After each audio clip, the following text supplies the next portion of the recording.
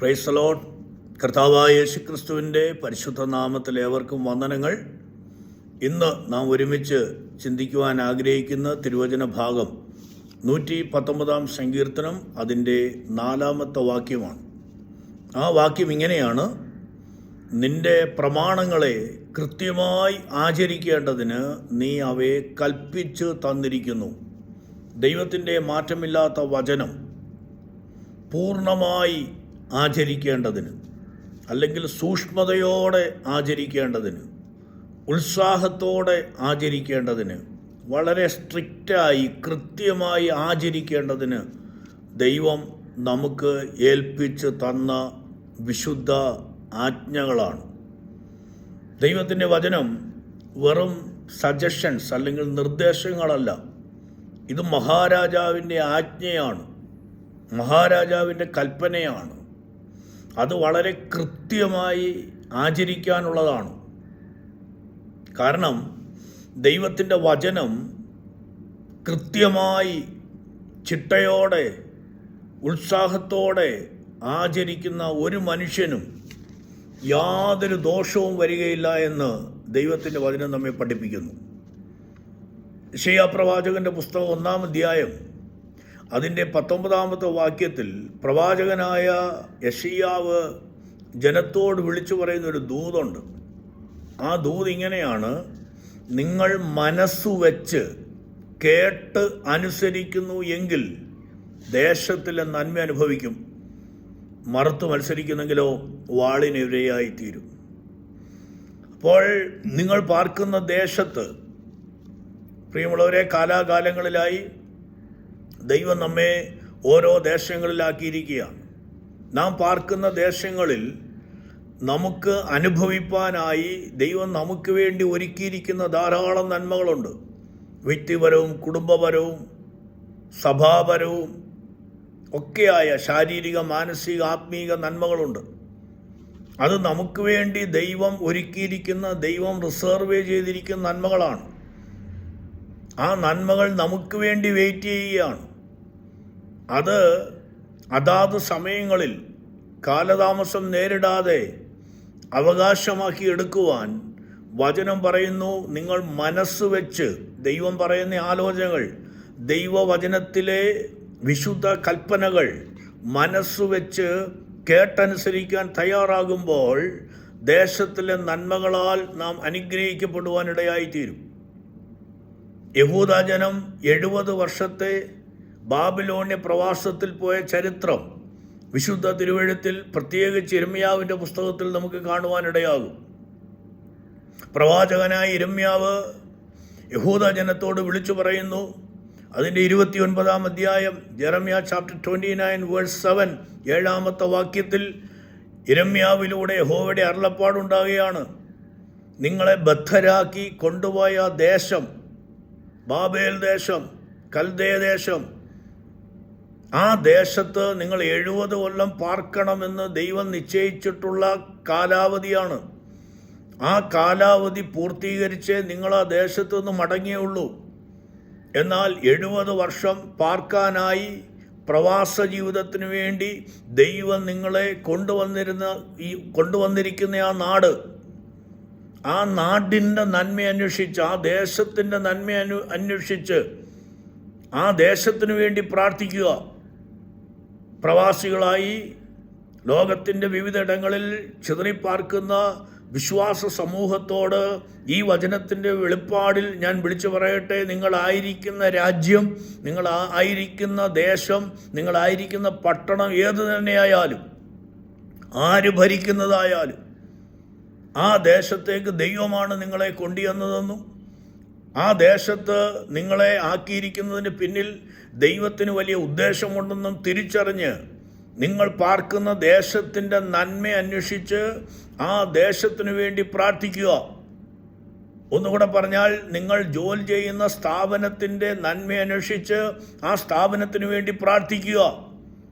കാരണം അതിന് നന്മയുണ്ടെങ്കിൽ, മനസ്സിലാകുന്ന ഭാഷയിൽ പറഞ്ഞാൽ അതിന് പ്രൊജക്ട്സ് ഉണ്ടെങ്കിൽ നിങ്ങൾക്ക് നന്മയുണ്ടാകും.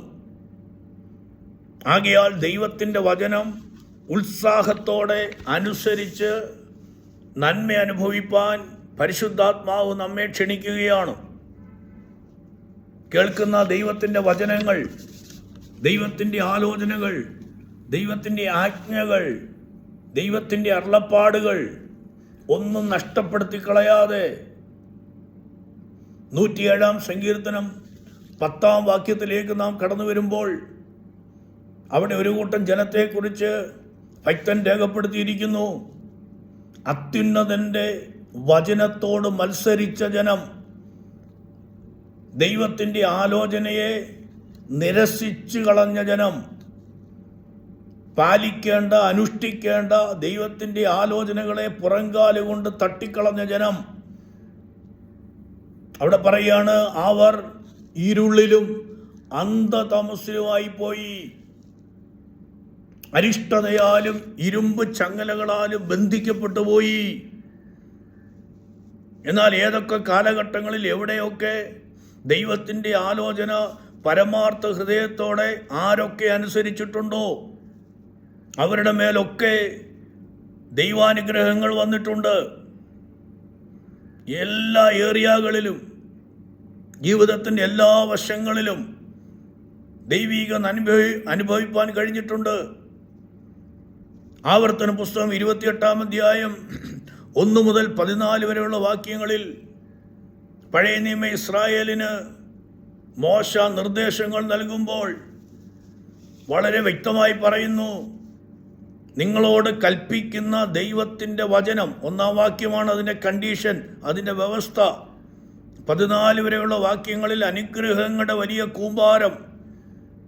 എല്ലാ ഏരിയകളിലും, പട്ടണത്തിലെ അനുഗ്രഹം, വീട്ടിനകത്തെ അനുഗ്രഹം, കൃഷിസ്ഥലത്തെ അനുഗ്രഹം, തൊഴുത്തുകളിലെ അനുഗ്രഹം, എല്ലാ ഏരിയകളിലും മനുഷ്യൻ്റെ ജീവിതത്തിൻ്റെ എല്ലാ ഏരിയകളിലെയും നന്മകളെക്കുറിച്ച് പറഞ്ഞിട്ട് പറയുകയാണ്, നിങ്ങൾ ശ്രദ്ധയോടെ ദൈവത്തിൻ്റെ ആലോചനകളെ കേട്ടനുസരിച്ച് നടന്നാൽ നിങ്ങളുടെ ജീവിതത്തിൻ്റെ എല്ലാ ഏരിയകളിലും നിങ്ങൾ അനുഗ്രഹിക്കപ്പെടാനിടയാകും. അതിൻ്റെ 13-ാമത്തെ വാക്യത്തിലേക്ക്, ഡ്യൂട്രോണമി ചാപ്റ്റർ 28 വേഴ്സ് 13, 13-ാമത്തെ വാക്യത്തിലേക്ക് വരുമ്പോൾ അവിടെ പറഞ്ഞിരിക്കുന്നത് ഇങ്ങനെയാണ്, ദൈവത്തിൻ്റെ വചനം അനുസരിച്ച് ജീവിക്കാൻ തയ്യാറായാൽ നിനക്ക് താഴ്ച ഭവിക്കുകയില്ല, നീ ഉയർച്ച തന്നെ പ്രാപിക്കും. ദുഷ്ടപിശാച് ഏതെങ്കിലുമൊക്കെ വഴികളിലൂടെ നീ ആയിരിക്കുന്ന മേഖലകളിൽ നിന്റെ തല താഴ്ത്തി നിരാശയിൽ ഒതുക്കാൻ ശ്രമിക്കുമ്പോൾ പരിശുദ്ധാത്മാവിൽ ഞാൻ വിളിച്ചു പറയട്ടെ, നിന്റെ തല ഉയർത്തി നിന്നെ നിവരെ നിർത്താൻ നീ സേവിക്കുന്ന ദൈവത്തിന് കഴിയും. അതിനു വേണ്ടിയുള്ള വചനങ്ങളാണ് പരിശുദ്ധാത്മാവ് നിനക്ക് നൽകിയിട്ടുള്ളത്.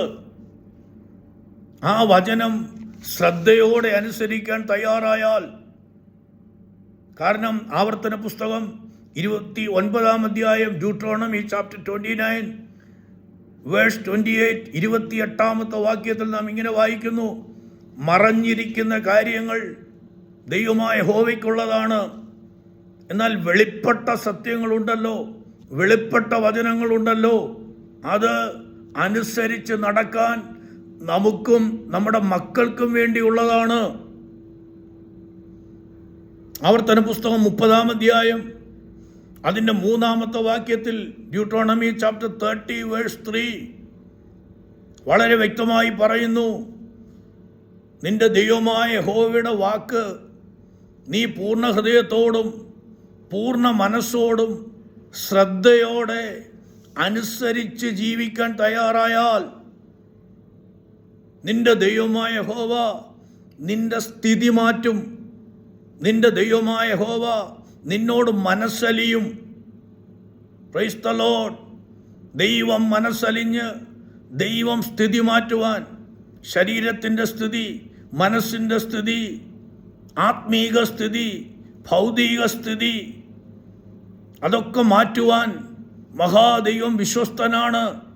അതിനുവേണ്ടി ദൈവം നൽകിയിട്ടുള്ള വചനങ്ങൾ ശ്രദ്ധയോടെ, സൂക്ഷ്മതയോടെ, ഉത്സാഹത്തോടെ കൃത്യമായി ആചരിക്കാൻ തയ്യാറാകുമ്പോൾ ദൈവം നിരൂപിച്ചിട്ടുള്ള, ദൈവം നിശ്ചയിച്ചിട്ടുള്ള, ദൈവിക വാഗ്ദത്തങ്ങളെ നിറവേറ്റി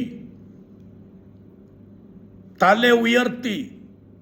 ആവർത്തന പുസ്തകം 28 അധ്യായം അതിൻ്റെ 13 വാക്യത്തിൽ പറഞ്ഞിരിക്കുന്നത്, ഞാൻ നിന്നെ വാലല്ല തലയാക്കുമെന്നാണ്.